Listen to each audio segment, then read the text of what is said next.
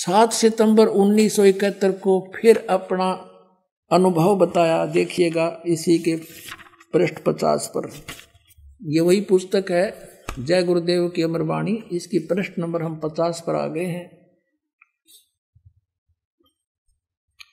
ये शाकाहारी पत्रिका 7 सितंबर 1971 को इसने फिर बयान दिए हैं।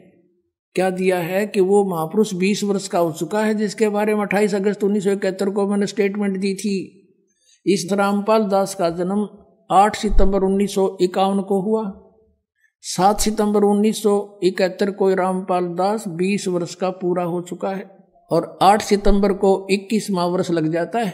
यहां से देखिएगा फिर इस जय गुरुदेव पंथ के तुलसीदास जी की वर्तमान की सचवाणी, वह अवतार जिसकी लोग प्रतीक्षा कर रहे हैं, यानी 28 अगस्त 1971 को कहने के बाद सार्वजनिक करने के बाद उसकी लोगों को प्रतीक्षा होगी थी, इंतजार होगी थी। कहते हैं वह अवतार जिसकी लोग प्रतीक्षा कर रहे हैं 20 वर्ष का हो चुका है।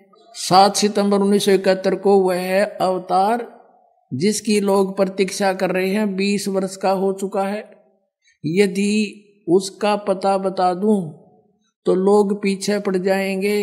अभी ऊपर से आदेश बताने के लिए नहीं हो रहा है, मैं समय का इंतजार कर रहा हूं और सभी महात्माओं ने समय का इंतजार किया है।